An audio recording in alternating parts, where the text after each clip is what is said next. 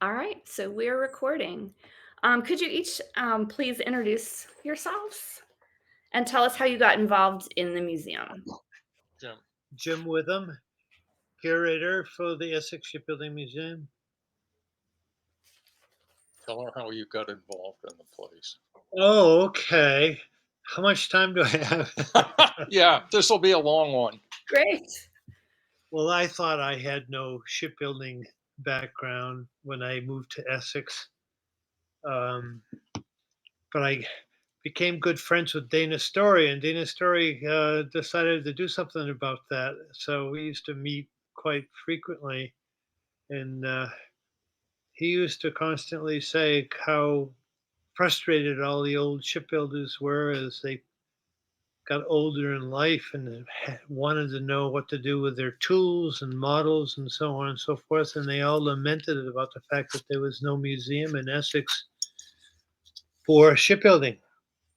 So in 1973, the Nixon administration sent out a letter to every single museum and historical society in the United States, reminding them that in 1976 we'll be celebrating the bicentennial of the country, and there'll be millions of dollars available to fund on a matching basis any projects.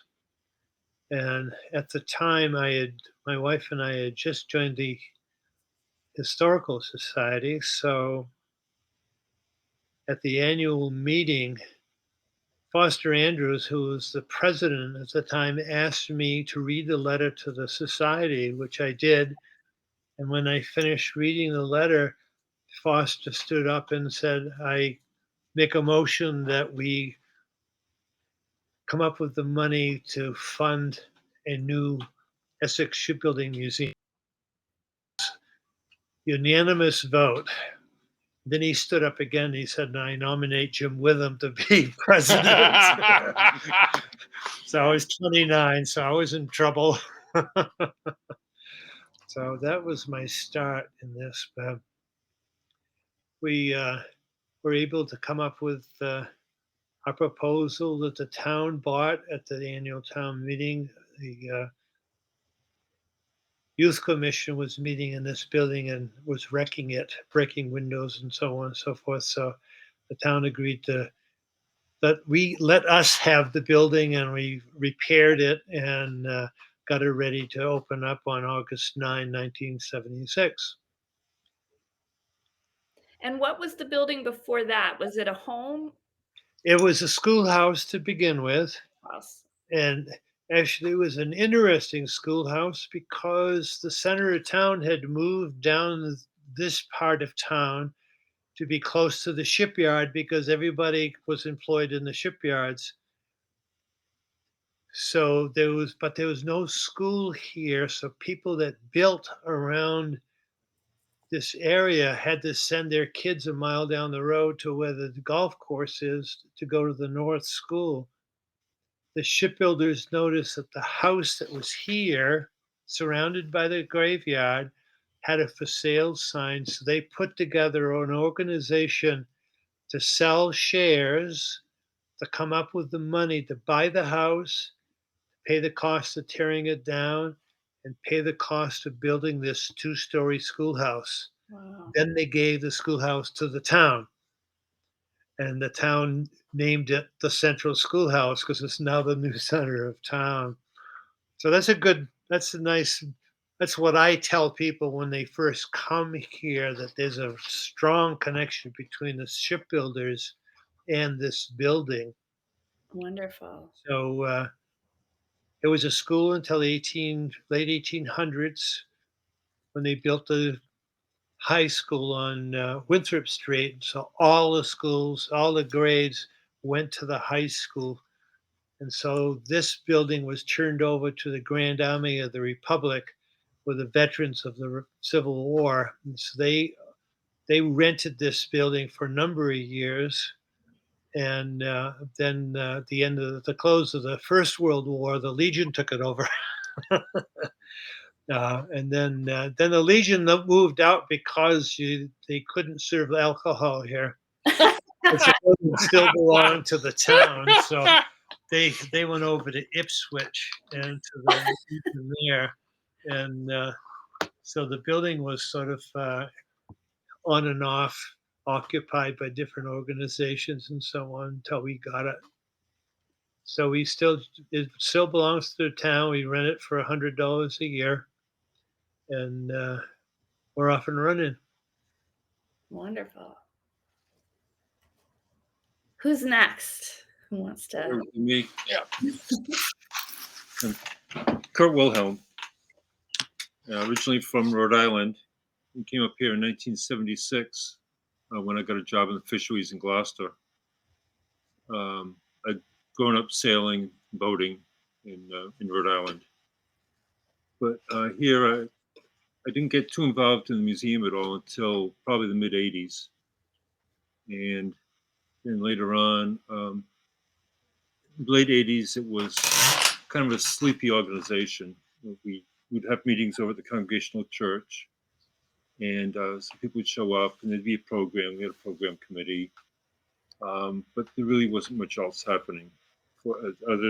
They did have the active museum here, but it was considered almost a separate organization. They had their own treasurer, and it was always an issue about that time as to, is it one organization or two? Some people didn't It know. was one organization. Yes, it is. I know that. When they voted It to was, start the museum, I they know that. voted to change the name of the organization from Jim, the I know Essex that. Historical Society Jim, and yeah. Shipbuilding Museum. So anyway, some people didn't know that. Yeah. And there was, so late 80s, I became a president of the organization of the Shipbuilding Museum and Historical Society. And it was still kind of quiet, not too much happening, until Diana Stockton, who was the administrator of the museum here, she got in touch with Bob Douglas and other people, and she accepted the offer of having the Gulag come up here. We didn't have a place to put it when we accepted the offer, but we went along, and it was a pretty exciting time. It really involved a lot of people. There was a lot of excitement within the organization. It was very good. It's very invigorating. And then later on, because the Gulag was up, then we had the incentive to buy the shipyard that was down there that was owned by Joel Thomas at the time. And it did a lot of positive things for the museum for getting it going. I've been mostly interested, though, in town history for about 20 years or so, or more, 30 years. I've been collecting a lot of information about town history and putting it in different places on different websites. And that's about it. All right. Charles. Yep, that would be me. Hi. I'm simultaneously the new guy. I'm also the oldest of these two guys. So He keeps reminding him. which, yeah, they pick on me endlessly. I'm in one sense an outsider because I don't live in Essex. I live in Rockport. I grew up in Rockport. But my earliest memories are of my father's shipyard up in Maine in the 1940s when I was a little tiny kid. But I can remember the smell of wood shavings and turpentine. It's just one of those things that stay with you. Yeah. And I also, over the years, became a camera geek. I spent some time in the Air Force as an air photo interpreter. And I also spent a lot of time in library land as a librarian. So I retired after all these other things, moved back to Rockport, and looking around for volunteer activities because I get bored really easily. And I'm actually not sure how I wound up here. Been at the museum a number of times, or the shipyard part of the museum a number of times, and because it's a shipyard, and somehow or other I got connected with Jim Witham, and I'm not quite sure how that happened, but it I did. kept having running into people at the shipyard saying, "Have you met this Charlie Seavey that keeps coming in here and asking questions?" Exactly. So anyway, it turned out they could really use, for a number of years before all this, I'd been working with the Library of Congress on one of their big photo archives, the Detroit Publishing Company photo archives, which is very high resolution photography. And as luck would have it, there are some Essex built schooners in that collection. And one thing led to another, and the photo archive here has an enormous number of pictures of boats being built and launched, but very few of them as working boats or sailing boats, except for the kind of the last iteration during the 1920s and 30s when the schooner races were a big thing. But those are races, not working boats on the Grand Banks. So I started out visiting all the electronically visiting, I should add, all the photo archives and locating pictures of Gloucester schooners and Gloucester boats at work. And I've managed to collect quite a number of photos for the place. And I'm not, Thousands. a thousand, says Jim. I'm not really done with that yet. It's kind of a never ending project. As more and more museums get stuff online, we discover more and more photographs. And with a lot of cases, I've been able to help a lot of these places out with identifications of specific ships. And, it's kind of a two-way street. They let me use pictures. I tell them what they've got. And it's Oh, wow. Very nice. the last year I've been trying to organize. There's a room full of old books. I've seen it. Yeah. Okay. Well, I'm trying to make a real library out of it. And that's Wow. a never-ending project. Yeah. Oh yeah, working here kind of, several parts of my life just sort of meshed together to make it a really nice working relationship. I greatly enjoy it. I have to keep these guys in line. I'm the old guy, so And his wife is a good cook, for good baker. yeah. And Pat provides brownies.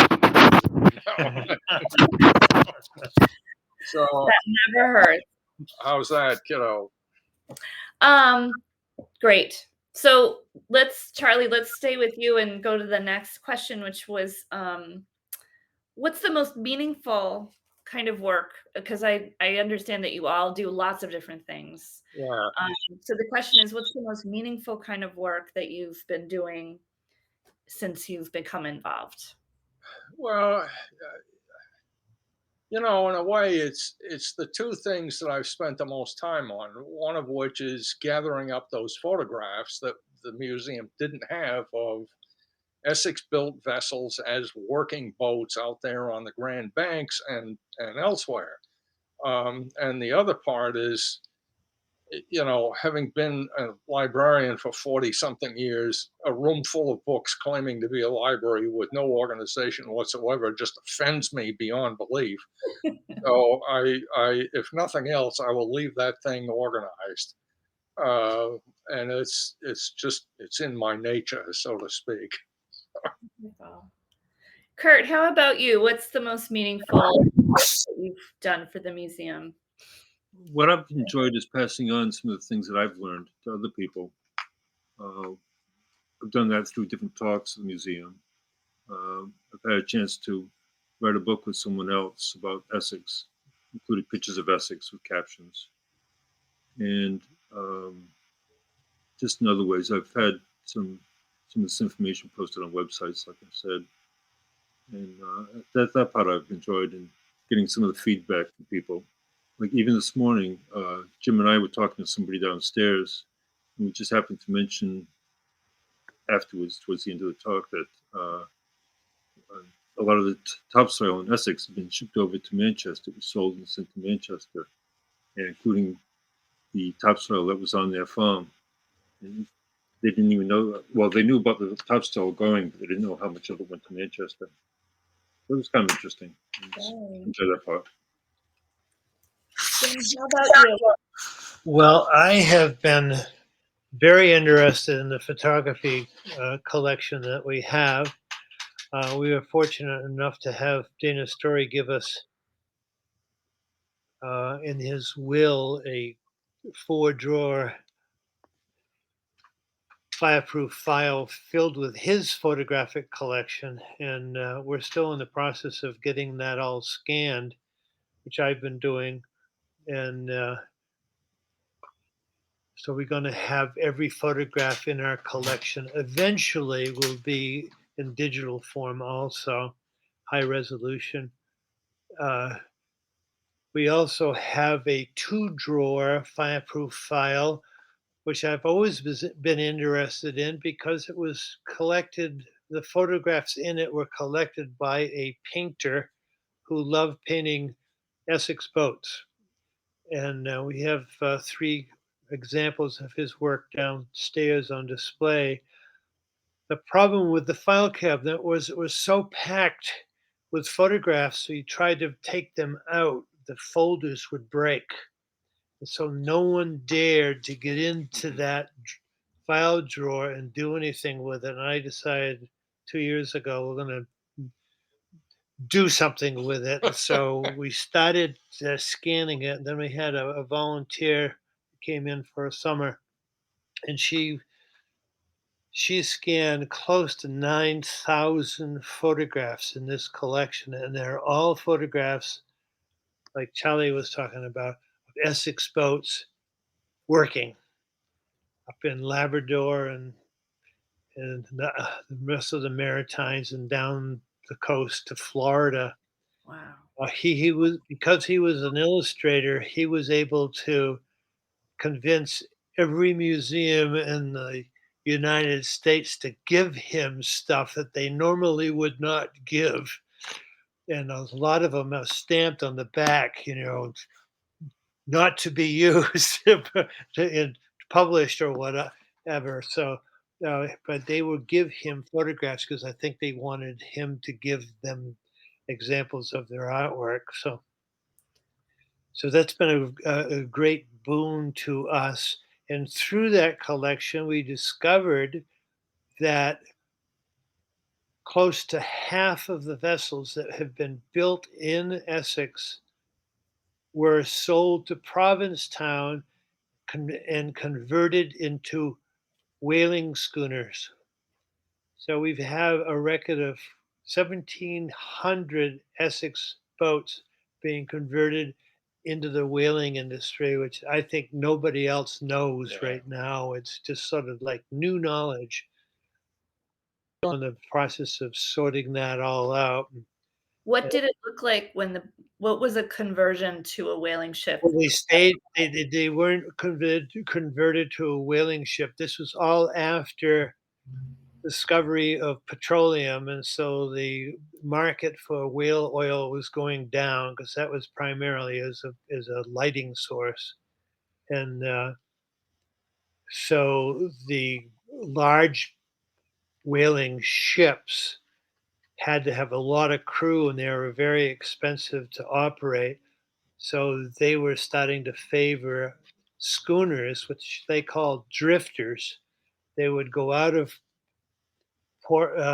Provincetown and other towns and get into the banks and follow the whales across the Atlantic to the coast of Africa, down to the Horn, and then across to the tip of South America and back up to Provincetown. So they were just going the perimeter of the Atlantic, following the whales, because the whales usually winter in Bay of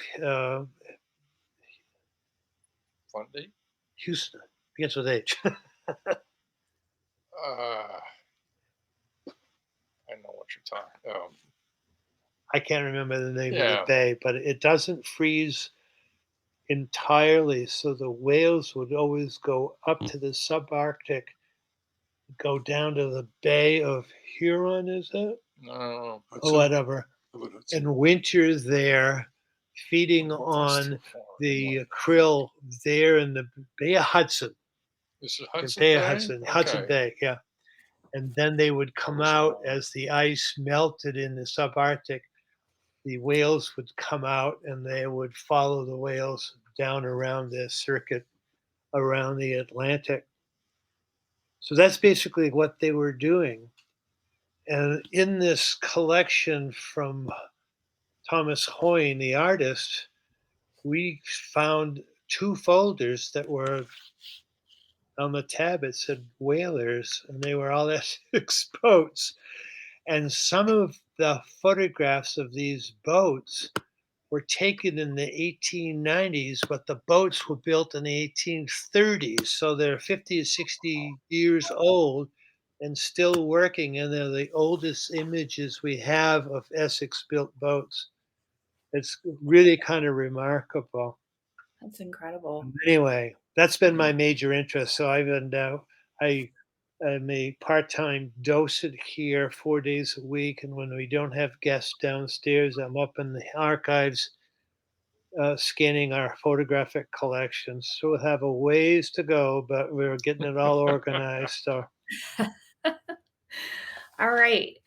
The next question, I think, is designed to satisfy the Smithsonian project, which I know you all know all about, where they're looking. Some of this interview will be part of that too, and they're really wanting to hear about community things and how the museum interacts with the community.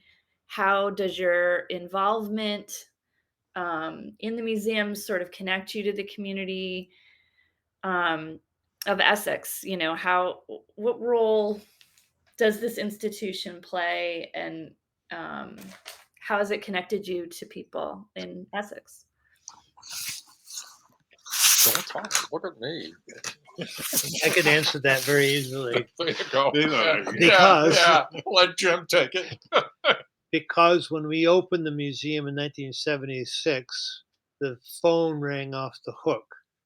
And these are all for families that were tripping over their grandfather's tools and half models and so on, and were thankful that there was a place that would accept them. So we we'd get 2 or 3 calls a week. I had just bought a brand new van, so I filled the van up several times. Uh, Families that were happy to get rid of their families, their grandfathers and their fathers and their uncles' tools.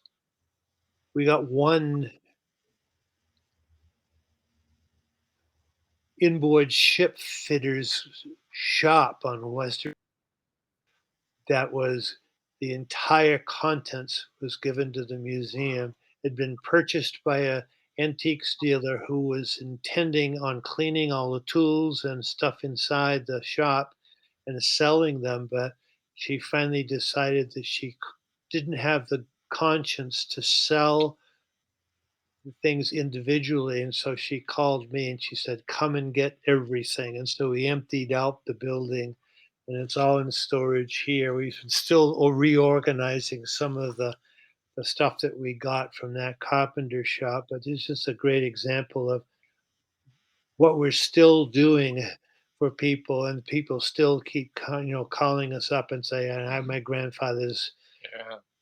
sail making tools, for example. Do you want them?" And because we do take them, so Yeah, Kate. I know when I met Katie, I walked to the museum with her, and she said that she gets a couple of boxes a week. Just people will just ship things, and you open the treasure box and see what it is. yeah, yeah, that's happens quite often, and sometimes the tools are extremely rare, which is kind of gratifying.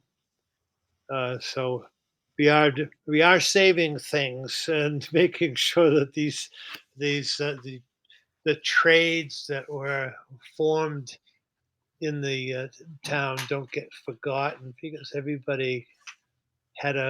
family had a group of grandfathers and sons and nephews and so on that worked together as auxiliary trades, selling their wares to the shipyards. So it was kind of a neat way of doing things. It was a system that was set up in Essex that actually got adopted by every other shipbuilding town in Massachusetts by the 1850s, and then went up to the coast of Maine, all the way up to the Maritimes. So every shipyard was working the same way as this auxiliary trade idea that was generated here in Essex did. Now, what does that look like, and, the auxiliary trade? Does in within the community, there's different people who provide different They steps they of were the different people that in every shipyard needs people that are skilled at making spars and masts. They have to have people that are skilled at caulking. They have to have skills at at laying out the parts of the boat to be cut and so on. Those are all considered Shoesmiths. auxiliary trades.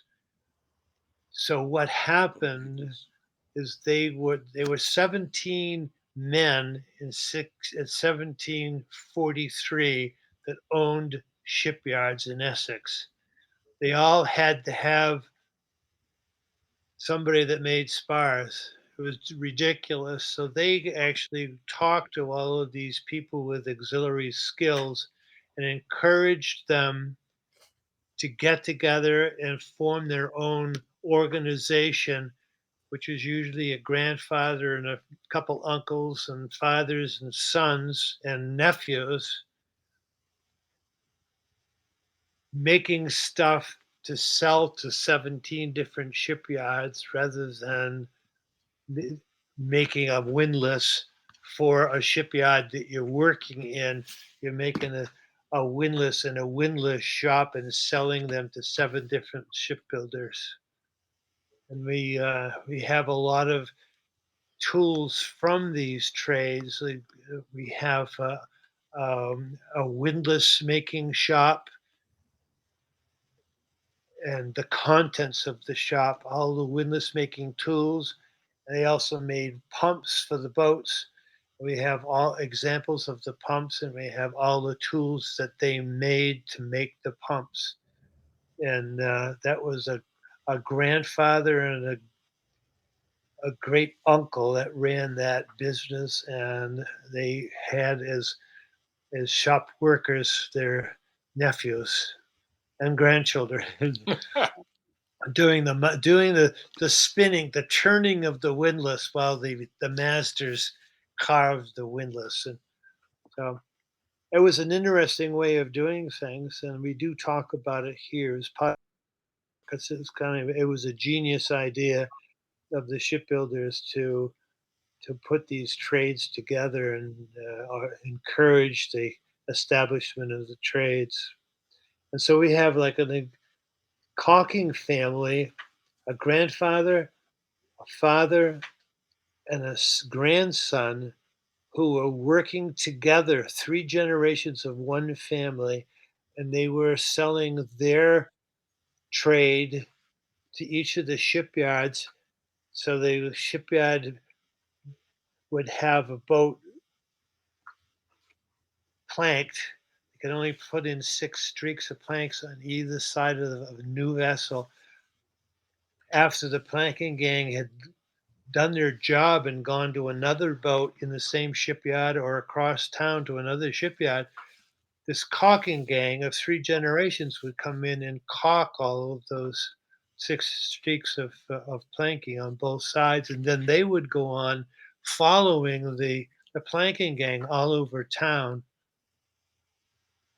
we have all their records, so it's it's Oh, wow. 3 generations of caulking, so we know what they were charging and how they were charging, and the name of the vessels that they were working on and their size. So it's quite a historic record. Amazing.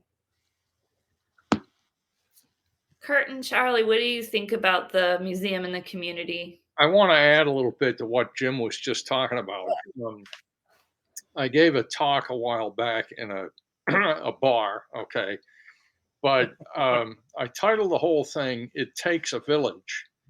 There's a downstairs in the exhibit hall. There's a map of the town of Essex with a mock-up of a ship underway, with lines of yarn going to all the places in the Colored town. strings. Colored strings, okay, yarn, colored string, showing identifying the places where all these bits and bobs that Jim was talking about are being built. So it wasn't just putting the boat together at the shipyard. Half the town was had these individual trades. Jim talks about windlasses or the caulking gang, and there were people that built steps so you could go down below.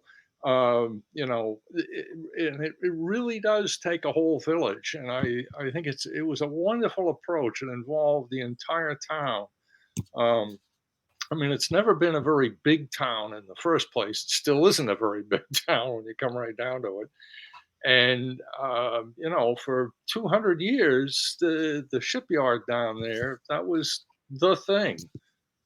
Kept the whole place going. All right, I'll shut up now. Kurt, what was the question? I don't remember anymore. Has to do with interaction with the community. Oh yeah, With the Community community. connections, unique things about the community. The way I see it mostly is in the school kids that come up to the museum here, and they'll do scavenger hunts, and they'll have a great talk, and they'll look at the displays with the strings attached, and they'll learn about that and how the community was tied together. And I think that's terrific. And we just walked down here from the elementary school in the spring. Oh, that's wonderful. Is there a certain grade level that's like the annual? Third grade usually, I think. Very And the other one is the last few years, some of the people have put on a skit in the old burying ground here, and they've played different characters. Who were you, Jim? You were a character in that, weren't you? I can't hear you. You were a character in the skit out in the old. Oh, for burying the ground? graveyard? Yeah. Thing? Yeah. But one of the things they talk about there, well, they talk about some of the people, the shipbuilders, stories, Burnham's, and but they also talk about the grave robbery that happened in 1815, and we've had the hearse out on display for that, and but it's a nice time. We've had a lot of people come through and learn about just this part of it, associated things. There was a grave robbery? Yeah. Yes. The town doctor lived just within sight of the cemetery, and Thomas Sewell. yeah, and he somebody saw a ribbon lying on the ground of a girl who had died recently, and so there's some questions, and they assumed that the grave and the body was missing, and then they noticed that this happened for others. He dug up others, and there was a big scandal in town, of course, and it was. I don't know if it ever went to trial. He was tried by the Massachusetts Senate, not in the courts. And I about a year ago found out why. The man who represented him was Daniel Webster, No. Speaker of the House, Speaker of the Senate at the time. What, And what a story.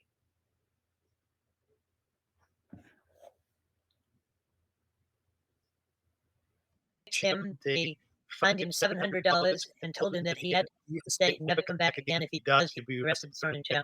So he and his wife moved to Washington, D.C.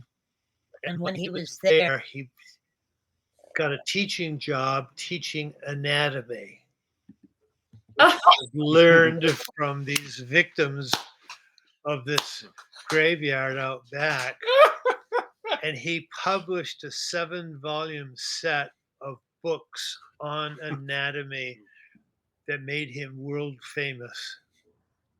oh my goodness. That is quite a story. His wife was a chode, but she had Yes. to leave Actually, town. they She lived could in the never chode come house. back. Oh, That's the story there. Because I don't know if I have hearing aids and they're not. I can't really hear that well. But in 1947, the town of Essex gave the Historical Society the town hearse, which we have in the hearse house. And I've been told by several people there's only 8 hearses in their original hearse house in the United States. And we also have in that building a hearse sleigh. And we've been told by the curators from the Henry Ford Museum in Dearborn, Michigan, that they think it's the only one in existence. And that's wow. from 1840. And that belongs to the Historical Society. Yeah. The hearse house and its contents belong to the Historical Society. The only reason it's still there is it was not in the way. If it was in the way, they would have gotten rid of the stuff years ago. But it's definitely a prize exhibit now, and I really enjoy opening up the place, and people just are blown away about. Did, We were given a basket. It's a little over 6 feet long. It fits. It's inside the hearse now, and that's where we display it. It's a wicker basket that was made so they didn't have to take a heavy casket into a house to put the deceased in and then have to negotiate around staircases and everything out of bedrooms and so on. They would put him in this wicker basket, which has horizontal handles on both ends. So they could actually, 2 men could actually twist it and it would go around banister rails and around door cases. Oh, God. And it's where the expression came from when people say, notice that somebody died and because people come out and watch what's going on. They'd see the body going out in the basket and they would refer to the person as a basket case. Good And that's case. still the term that's used to this day. And it Oh, came wow. from this genius idea of a basket. So, how about the location of the hearse house? Hmm? The location of the hearse house. Why is it? yeah, the hearse house is built over a common grave that contains the 8 empty caskets that were found from the grave robbery. And so rather than have it take the risk of those caskets being stolen, they built the hearse house over that common grave and then had a service. We have the words of the service actually. It's kind of cool. That's why the hearse is where it is. And do you bring that all out at Halloween or any old time of the year? No, we don't take it out for Halloween. That's kind of leaning Dangerous. towards a Yeah. non-secular thing. But Wow. whenever there's a parade in Essex, the hearse is always the last float. Oh, wow. Put hook it up to a horse because it's just too fragile. So we usually haul it as the last float in a parade behind a pickup in a trailer. And in the window, there's 2 windows in the back of the hearse. We always put the end in those 2 windows. And there's always a group of people that wait by the hearse house here because they know that's where we're going to stop so they can get photographs of the hearse going past with the end Oh, sign goodness. in the hearse. That's a That's very popular exhibit. And everybody, people have really enjoyed looking at it and taking pictures wow. of it. They also had some ice boxes in it, 2 ice boxes actually, Viewing caskets. that held the cadaver for a week or so with a block of ice above the body with glass on the bottom so you could see the profile and the glass at the top so you could look down and see the deceased head on, and the ice would keep the bodies for at least a couple of weeks. A lot of times they would display them in the home Right. or in the church or whatever. That was before embalming. Hmm? Before embalming. Yeah. Yeah, this it was before embalming. Embalming didn't start until the second year of the Civil War because there were so many um, casualties in the Civil War. Usually they buried them where they died rather than sending them home. But interestingly enough to me and to us, it's the first man carried in the hearse that we own, which the town purchased in 1862 at the beginning of the Civil War, carried the first Essex man to die in the Civil War. So they did send him home by train, more than likely. And he was carried from the old burial ground down to the Spring Street Cemetery. Wow. The first woman carried in it was 300 pounds.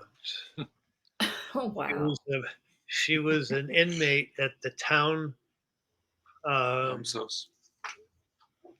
poor farm down at Canoma Point, and she passed away. We know her size because the man who purchased the hearse for the town was the town's casket maker and undertaker, Caleb Gage. He was a wheelwright also. So he kept very accurate records, which we have, and they're like 6 by 6 inch pages, all handwritten.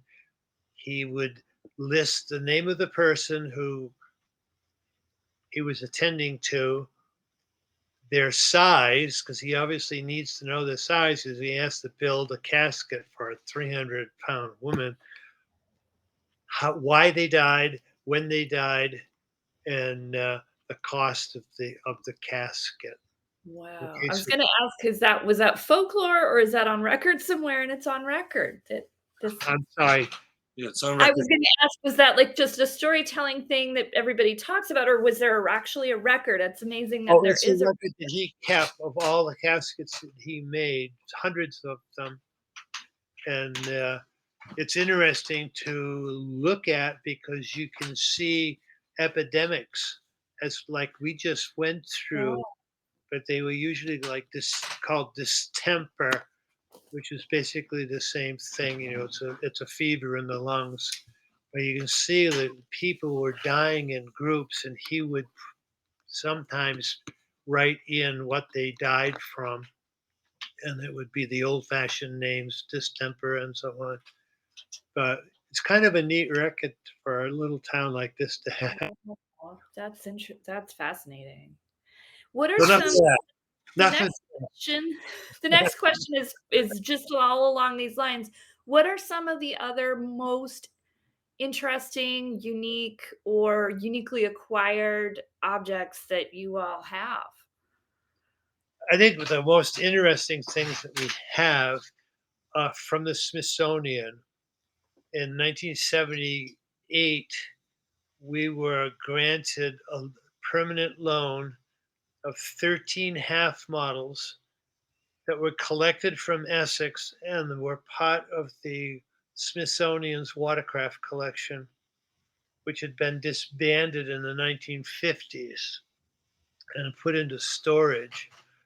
We had heard about that, and so I sent a letter telling them about the establishment of the museum and that we'd really love to have some half models and some rigged models. So they eventually said yes and loaned us 15 half models and 7 rig models, which we have on display downstairs, and they're spectacular. The half models were all collected by Louis H. Story, who we named our Pinky after, that we built several years ago. He was what they would consider a shipwright, which meant he could do anything in the shipyard that had to be done without being told how to do it. And so there wasn't too many people that were classified as shipwrights, but he was one of them. He was never married, so in his spare time, he collected every name of every boat that he could find by going to registries all up and down the coast, count from Cape Cod up to the coast of Maine.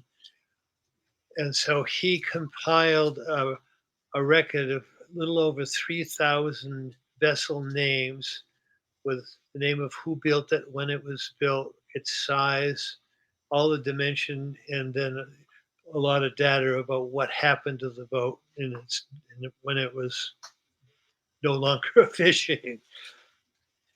He always loved talking to people about his discoveries in this 5 shoebox collection of cards for each vessel, which he kept under his bed in his home with his strict instructions to the volunteer fire department. If there was a fire, don't save me, save my boxes of my list. But he always talked to people about it. He'd meet somebody on the sidewalk. Dana Story claims that he would say, "Have I told you about my list?" And he would start a conversation with a stranger.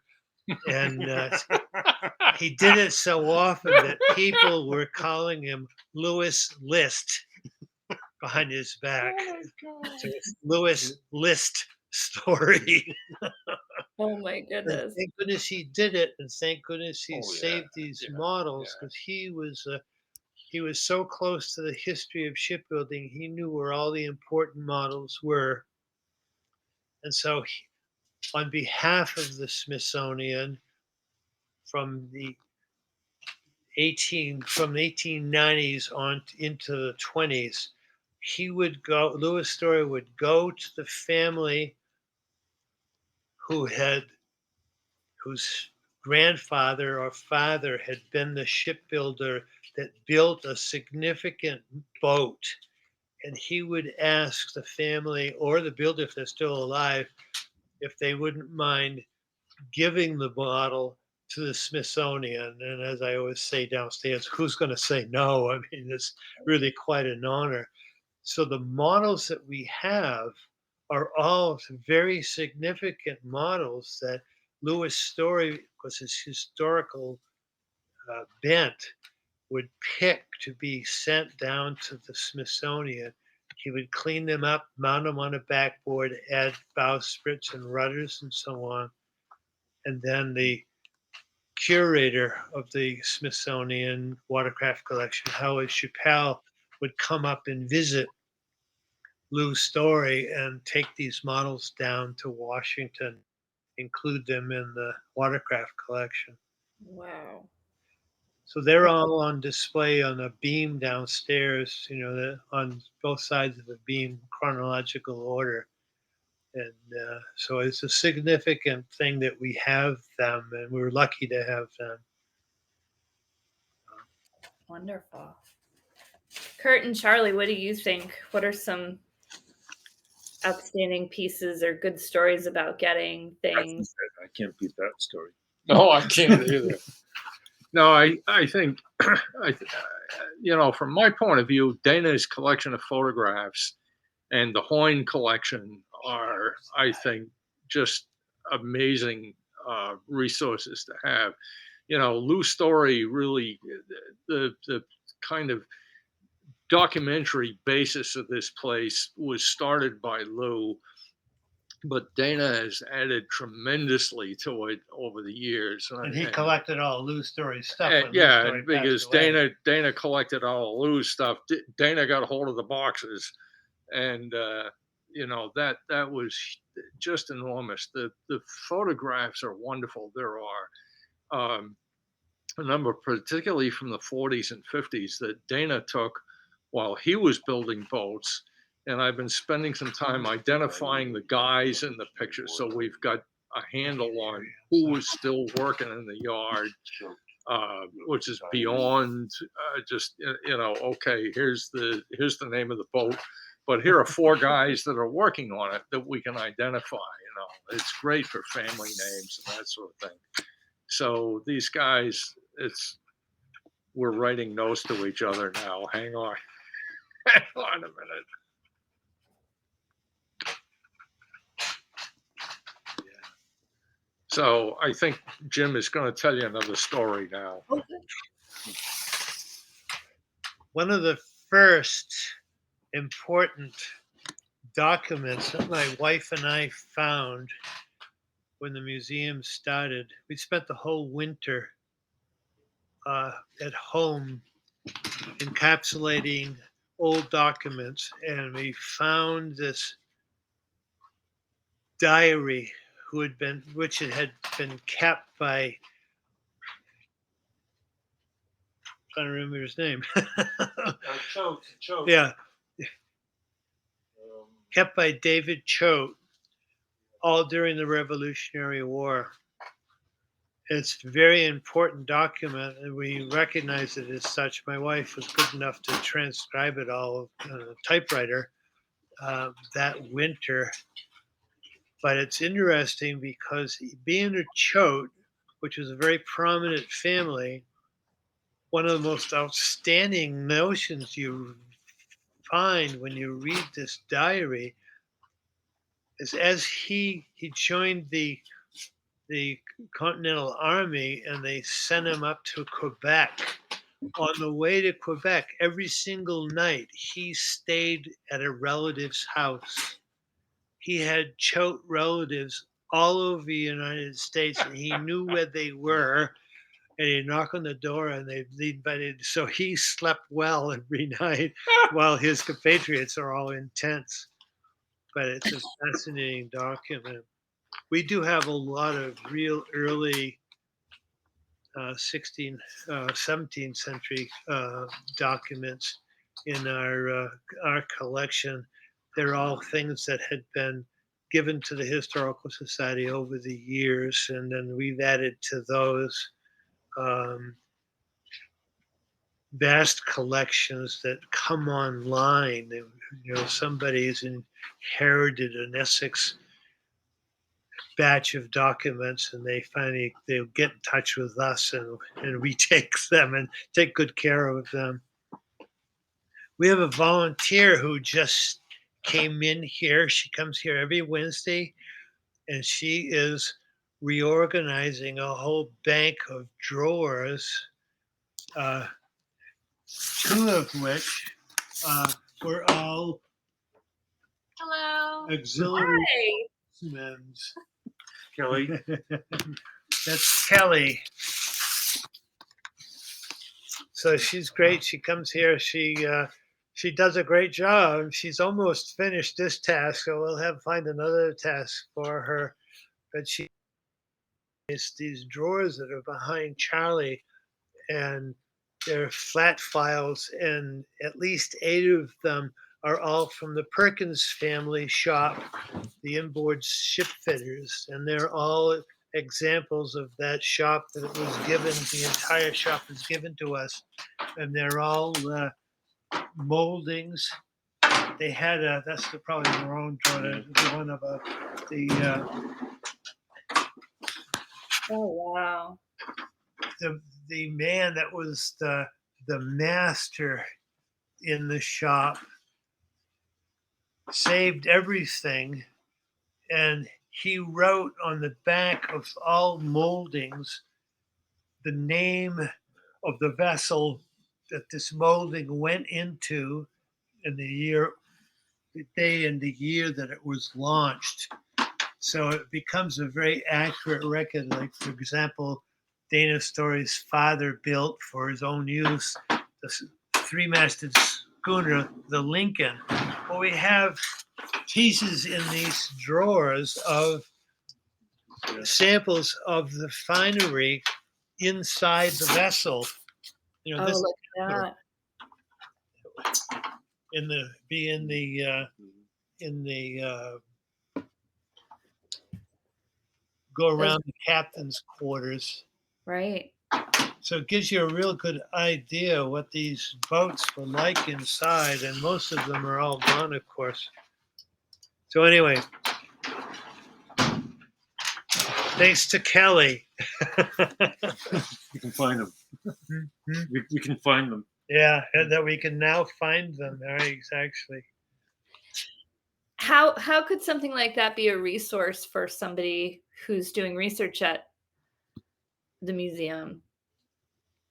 What was the question? Are How th are how those considered like a how would resource? it be a resource for somebody who's and it depends.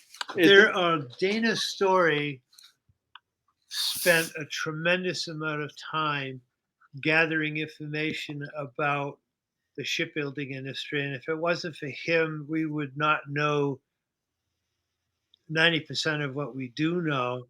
He's wrote at least 8 books related to the shipbuilding industry, one of which is Growing Up in a Shipyard, which is exactly what he did. He lived in the Story shipyard and then inherited it from his father and his stepbrother. And so he spent most of his time when he wasn't building boats and running the business gathering information, because he gathered in the process all of Lou Story's books, which is we probably have 20 books that Lou Story had put together. And Dana had this wonderful, I can't call it a habit, but a penchant for visiting shipbuilders who had been put into a nursing home because of health. And he would spend hours and hours with them talking about the shipbuilding industry.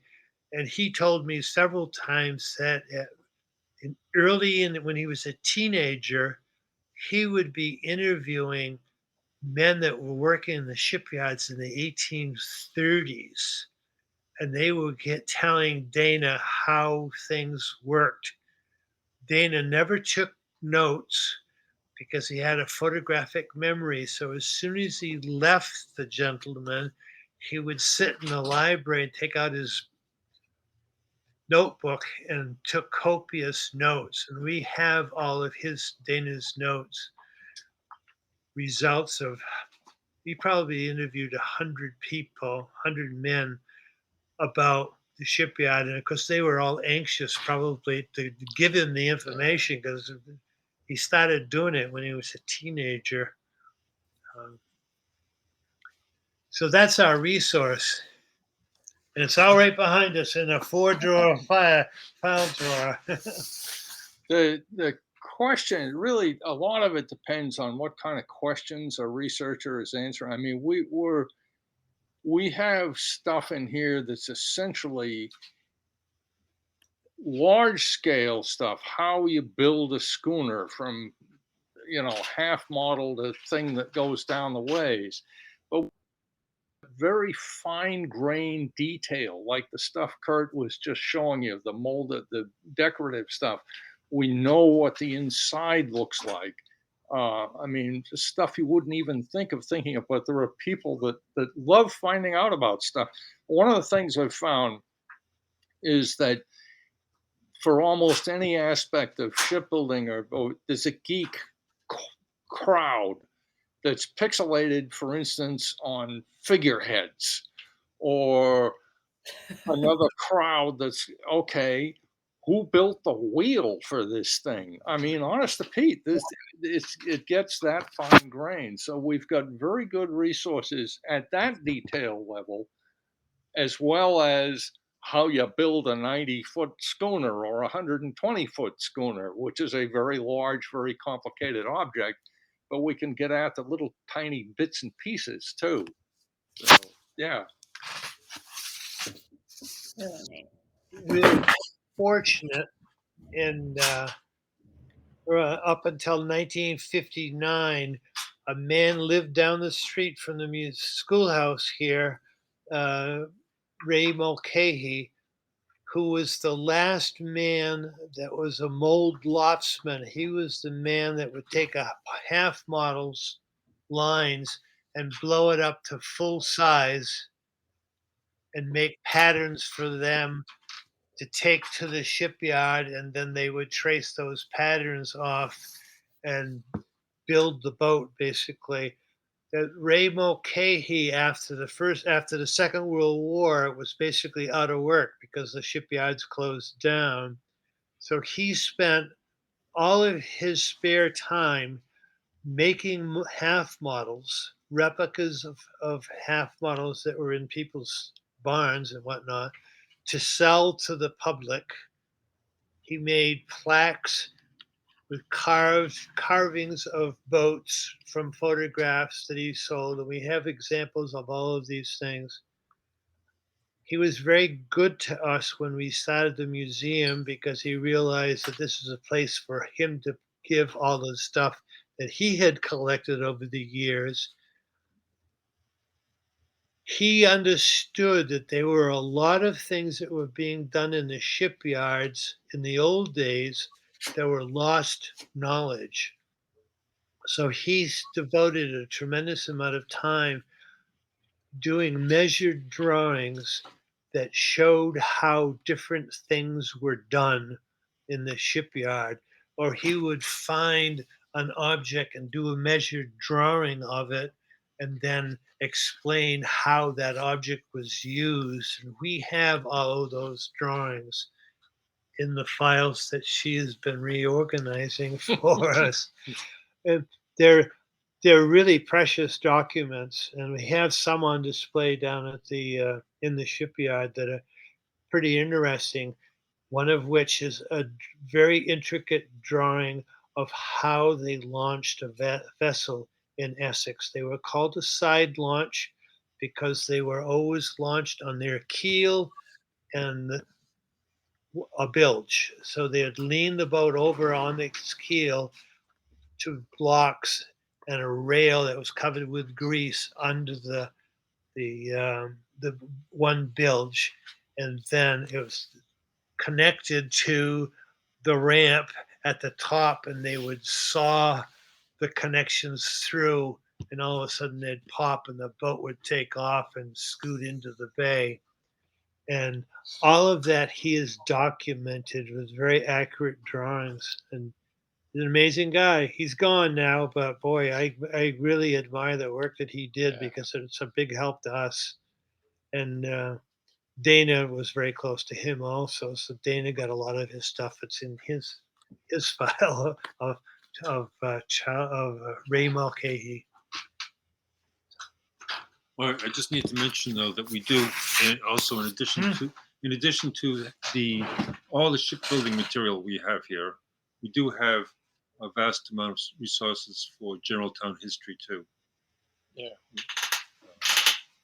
So we do get a lot of questions about that from people about family histories and Yeah. things like that. So For we're able, people looking to do genealogy can, yes, you have a lot of records that are helpful with that too. yes, Yeah, we have fireproof file drawers that were downstairs under the staircase. No one dared bring them up because they were so heavy, but we finally brought them up. They're in the far corner of the second floor in the archives here, and they're devoted solely to genealogy. So we're gathering all the stuff that we have that would be meaningful to someone that's looking into a family into those fireproof files. So that's an ongoing process. I think Charlie wants to sell you a book right now. No,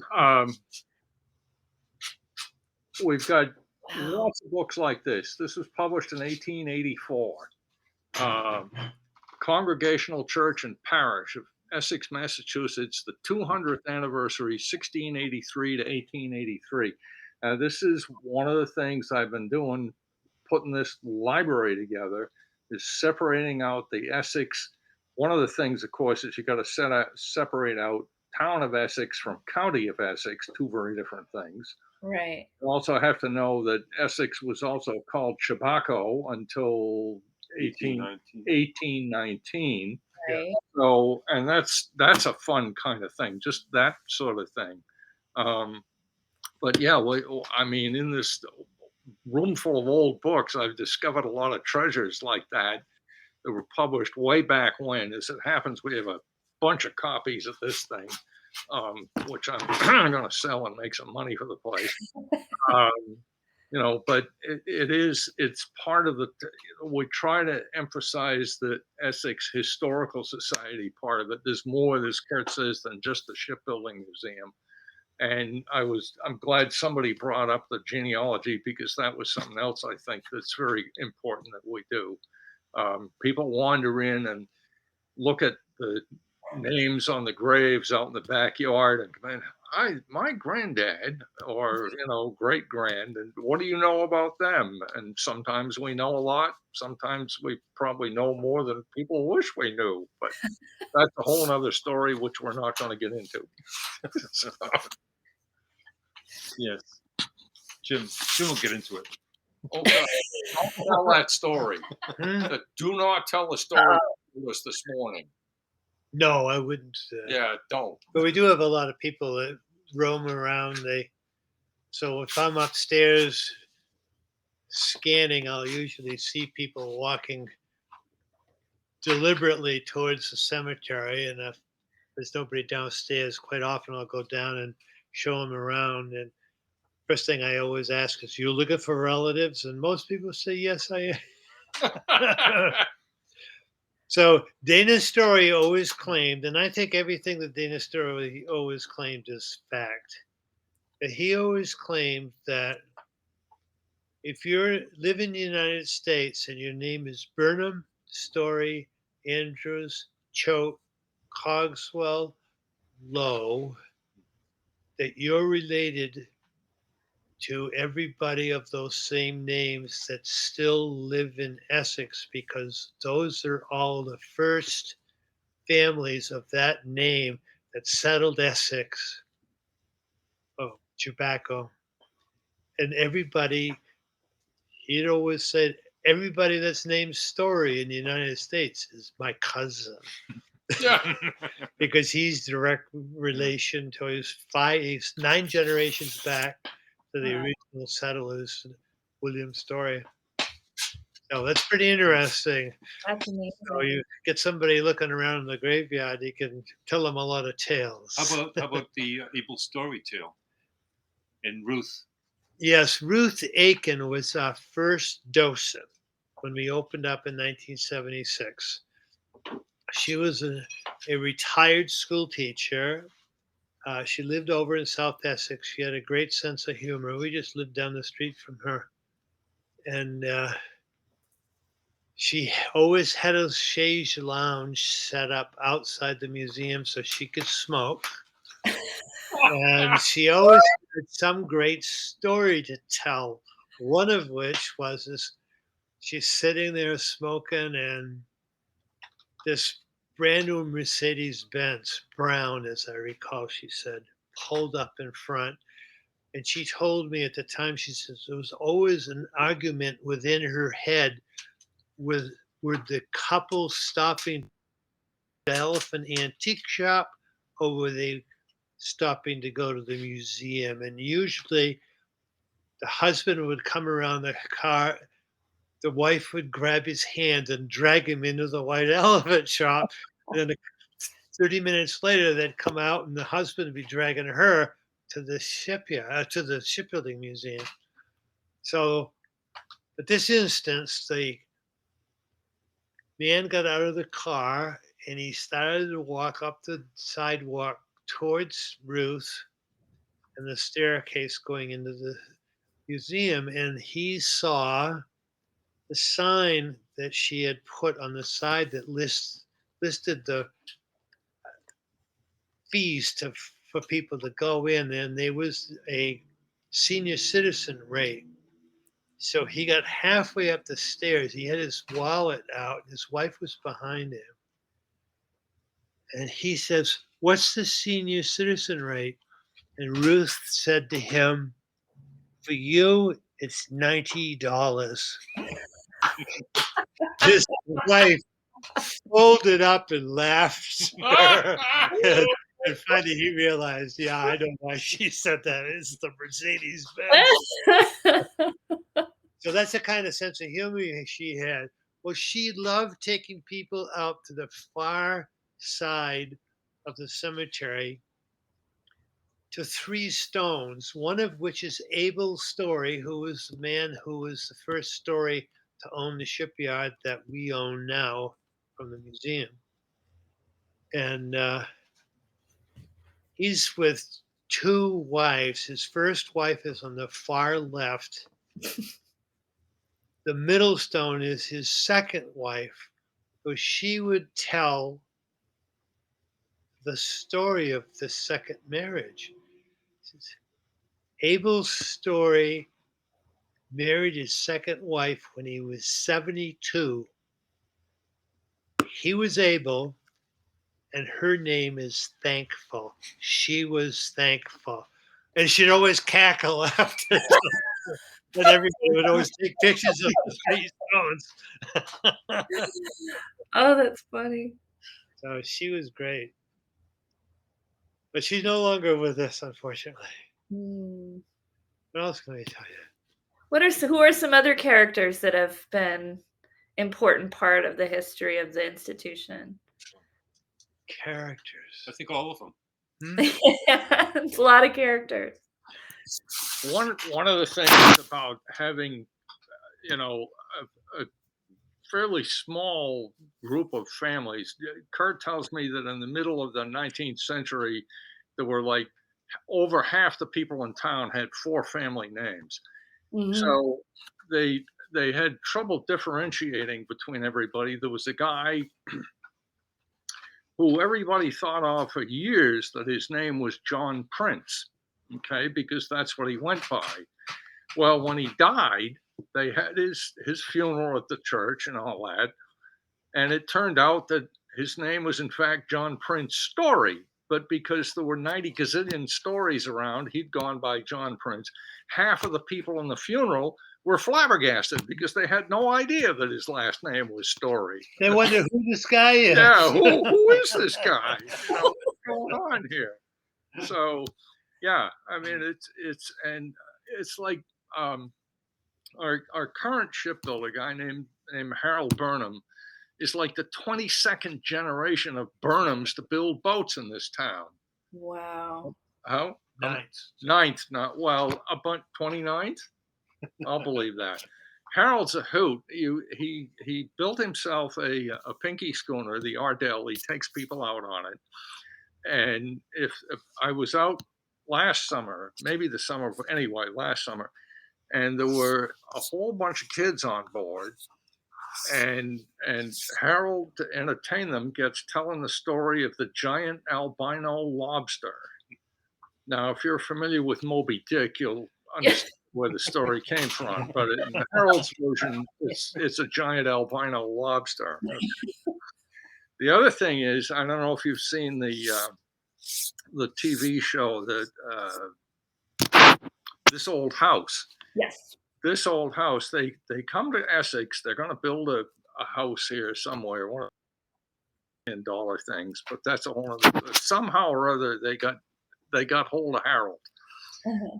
And He took him downriver. He took, yeah, among other things. And they asked him, well, what's you keep talking about a half model? What's up with that? Well, says Harold, you take a hunk of wood and you carve out everything that doesn't look like a boat, and that's a half model. And through this long process, that's how a boat gets built. You built a half model in the first place. But you carve off everything that doesn't look like a boat and get started from there. So we got this several years back. I got him going once when we were out on Ardell. I got him talking about the whole experience of being on TV and all that. And he had us in stitches by the end of it. The guy is a great storyteller. He is. And I think Jim's talked a lot about Dana's story. Now, as an academic type for many years, I've read an awful lot of books. And Dana Story is a guy that can write. I mean, his books are gracefully written. They're literate. They're organized well. It's a real pleasure to read the guy's prose. If you can get hold of any of his books, there's always a good story in there because I did read one of them. Yeah, he's one. Yeah.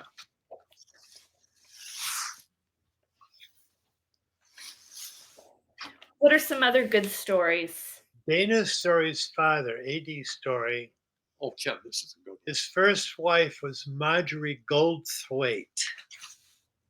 I don't know where she was from, but she's obviously not an Essex person. But their first son was named A.D. Story Jr. He died really young. He was about 12 years old. And Marjorie, A.D. Story's first wife, passed away soon after. So A.D. Story noticed this young woman who was a school teacher at the high school on Winthrop Street. He lived just up the street on Winthrop Street. And so he would always leave the shipyard a little early to go home. But he was going home to run into her by accident. And so every day he'd be there just about the time she walked down the road to go home. She lived on the end of Spring Street. And so he'd charm her up. And finally, the end of that summer, he proposed to her and she accepted. She was in her 30s and he was 65. Wow. And so she had Dana. She was Dana's mother. And I remember this from the book. pardon? I had read his book. He described this of being the only child Yeah. and then having all these. He absolutely adored his mother. Yeah. She was a teacher, and that's why Dana was taught English the old-fashioned way. And he spoke perfectly, and he was a great speaker because he knew the English language and how to use it. And you can see that, you can read that in his books. But so she was the daughter of the only engineer that ran a train into Essex for 40 years. And so Dana became quite enamored with railroad stuff because of his grandfather. And so we have a lot of railroad stuff that Dana collected from his grandfather and with other people that were interested in his grandfather and gave him stuff about the railroad. So we have a large collection of railroad stuff, which we had on exhibit at the town hall back in 1919 in celebration for the bicentennial. And we filled the hall with about close to 100 people. So it was a big hit. So other characters. Tell her about AD and Payday Saturdays. Oh, AD yeah, this and is a great Payday. yeah. We have boxes up behind us here of papers that were written by Historical Society members. The Historical Society in Essex was founded in the mid-30s, and they had a wonderful rule. Every month, one of the members, or 4 or 5 of the members, would have to read a paper that they had written about Essex history. And so we have papers that are on every subject you could possibly imagine, and they're all very well researched. The uh, the president of the society at the time was a historian, and another woman was a historian also. And so they're the ones that saved all of these papers. Well, one of the papers written by Jenkins talked about his father in the shipyard and how his association with the shipyard as a child, because 80's story would all have all of his men work Saturday morning. And at 12 noon, as soon as the bell rang at the church for lunchtime, 80's story would appear in the shipyard with pay envelopes for all of his men. And because it was Saturday, because it was payday, most of the men had all their children running around the shipyard playing on the boats. And they would see 80's story coming, and so they'd all run screaming for 80's story, grab onto his pants and stand on his shoes. And so he would trot down into the shipyard like a robot with 6 or 7 boys hanging onto his pant legs. And he would get into the yard. The men would stop working because they know that it's time to get their pay envelopes. 80's story knew all of these kids, and he would give the pay envelope to the kid to give to their father or to their grandfather, and these kids would run off and give them the. And so that must have been quite an experience. It was an experience for Mr. Jenkins to write a paper about it, and thank goodness he did, because that would have been lost, completely lost. But 80's story loved children, and he allowed them any time to come into the shipyard. We have several photographs of guys working, and behind them on the staging will be kids. One of which was usually Dana Story as a young kid, just sitting on the staging, and they didn't mind, and that's so it growing up in a shipyard. So it was kind of interesting. The men usually stuck with a shipbuilder. So 80 Stories crew, which was then about 30 to 35 men, was fairly consistent. If he'd lose a man because of an accident or bad health, he'd hire somebody from another shipyard to fill the gap. But he was well thought of, and we have all of his books. They're amazing because he lists how much money each man made per day and kept them in separate ends of the ledger book. So the guys that were making, because they had a skill and they were auxiliary trade, were all on the right hand column.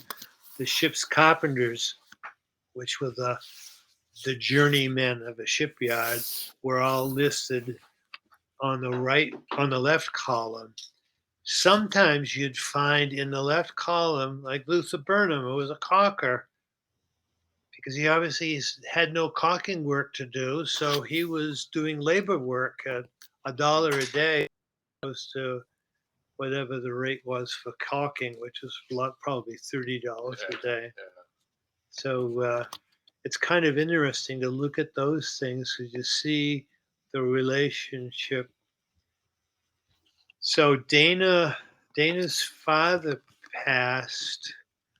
Dana was too young to inherit the shipyard. His half brother, Goldthwaite's son, was running the yard under the tutorship of Dana's mother.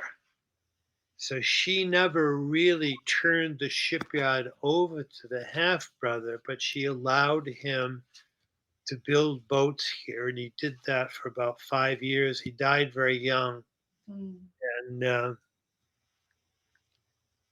so when Dana came of age, she passed the ownership on to him. So there was a quite a number of years that he was working in the yard, but he wasn't the owner.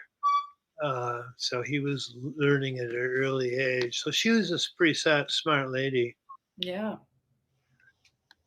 Ruby Adams. He wrote a book about her because he admired her so much. What a great story. So, and then he married a French teacher. So Margaret made sure that he continued his knowledge of language. And so she taught him to speak, how to speak French. So he would speak to a lot of his men who were French Canadian in their in their language, and they really admired him for that. So anyway, I think we're running out of stuff here. None of well. So the last question is about the future. Where do you hope for the museum? Where do you see it going? Well, that's a good question because there's been some controversy about the fact that this is a town building and so on. I talked about the establishment of this building as the first central schoolhouse and the fact that it was all organized by the shipbuilders who knew that the little boys growing up in this neighborhood are going to be working in our shipyards. They better know what they're doing. So um, that's an important fact that marries the schoolhouse to the shipbuilding industry in a very close way. And there are several other instances. We have a photograph that we have on display downstairs that I always like to show. It's the front of this building. There's three boys leaning against the door case of the open door. The one that's leaning against the left door case is A.D. Story, the man who built more vessels in Essex than any other shipbuilder. So he went to school here till eighth grade, but he didn't stop there. He went to Andover Academy in Andover, Mass for another 4 years and studied business. So he was a good businessman. And that's probably half of why he did so well as a shipbuilder. Yeah. And so that's another narration of this building towards the shipyard. And the fact that we have a lot of stuff up here, we're jammed, is another good reason why this is an important part of the shipbuilding story. Um, for a number of years, we had displays that showed how boats were built here downstairs.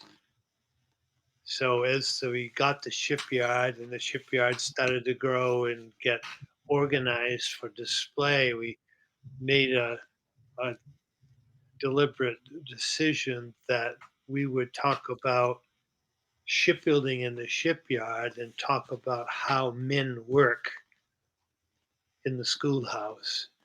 We mentioned Diana Stockton, our first director. She had an epiphany. I can remember her very well saying, "You know, Jim, it just suddenly dawned on me the other day. This museum is about work. It's not about shipbuilding, it's about work." And she was absolutely right. So we've shifted the displays downstairs to basically talk about the auxiliary trades and how the men worked in the shipyards, and that makes it more interesting to the females that are in our among our guests.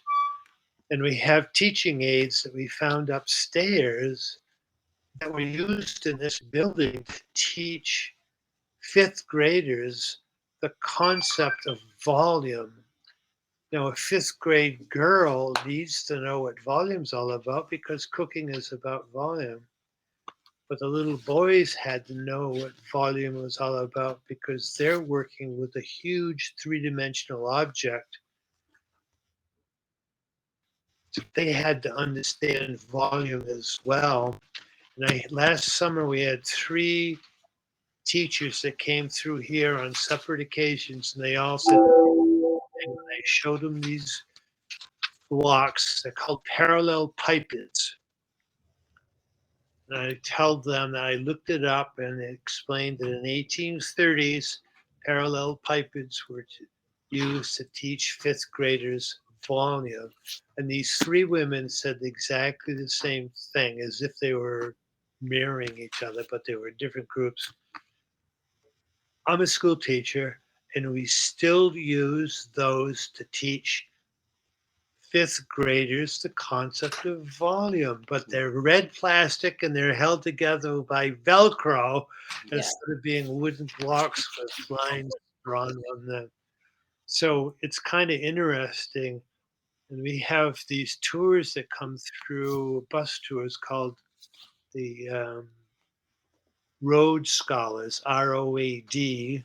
Uh-huh. There's usually 40 of them. They split them up into two groups. Half go down to the shipyard and half come here, and then they switch.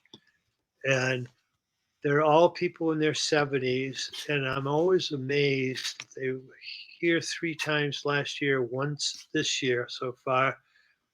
There's always a number of them that are retired school teachers. And one woman last year was fascinated by these parallel pipets things and the fact that they were teaching eighth graders some pretty sophisticated stuff. And she'd walk around the downstairs looking at the models and looking at the photographs and so on. And she kept coming back to me and sitting by these parallel pipets. I can't believe that eighth graders were doing what they were expected to do in the shipyards, which is pretty sophisticated and complicated pieces of wood going together to make a whole. Mm. She couldn't believe it.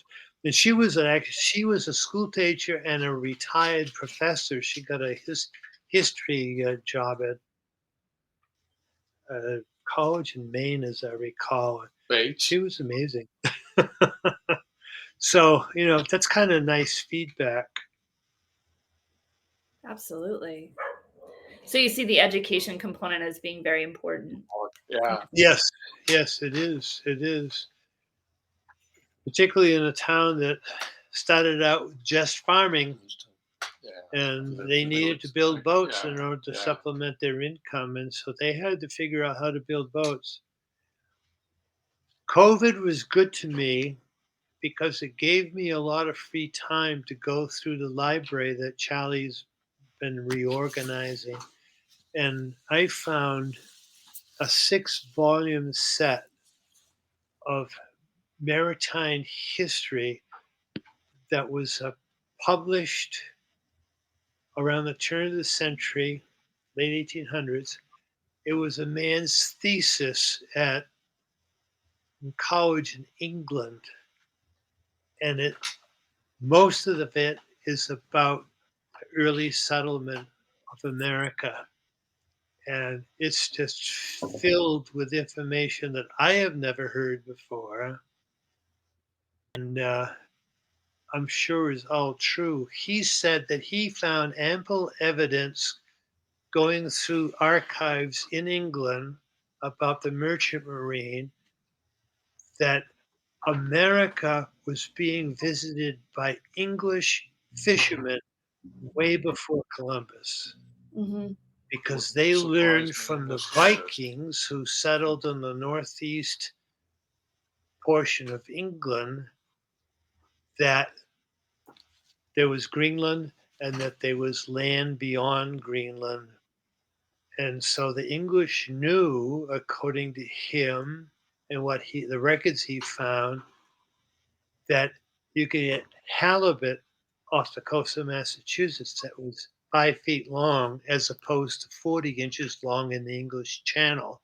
Mm. So every spring they were secretly going west and not telling anybody where they were going. And they'd be here for the summer, and then they'd send the boats back with a hold full of fish and make lots of money. They were trying to make sure the French and the Spanish did not learn about Right. the New World. They wanted to keep it a secret, and they did for a number of years. So I also found out some information about the settlement of tobacco, which I did not understand or did not know. And I think a lot of people don't realize that they were the native Indians were being raided every summer by the Aborigines, they called them, that were in northern New Hampshire, Lake Winnipesaukee on up into Quebec. They were sending war parties down here and capturing their women and taking them back up to Quebec. And it was happening so often that when John Winthrop Jr. started the colony of tobacco in Ipswich, they would only allow 5 to 6 families. And they had to settle between the Ipswich River and the Tobacco River, or the Essex River, because that would offer them 2 avenues of escape, either down the Mm. rivers or up the rivers. So John Perkins Jr., the son of one of the first 5 or 6 families that settled tobacco, had a house on the Bay, Essex Bay behind Crane's Beach. And he had a 17-year-old Native American working for him as a farmhand. And they were basically harvesting salt marsh hay, which is high in calcium, which is great for cattle, for producing milk. And so one day, the 17-year-old went to John Perkins and said, "We just watched 8 war canoes coming into the Tobacco River and going into hiding into the estuaries off to the side." So John Perkins Jr. went to John Winthrop, whose house was on this side of Castle Neck, told him that, and John Winthrop said, "You're a militiaman, you're in charge. Take 5 or 6 of your men down to the mouth of the river, cut salt marsh hay, keep your muskets on a blanket. As soon as they start to attack, fire on them and drive them out of the river." And that's exactly what happened. At high tide, all of a sudden, these 8 war canoes, it'd be 40 men per canoe, came into the river, started going up, and they shot at them. They all turned around and they went downriver and went back to Maine.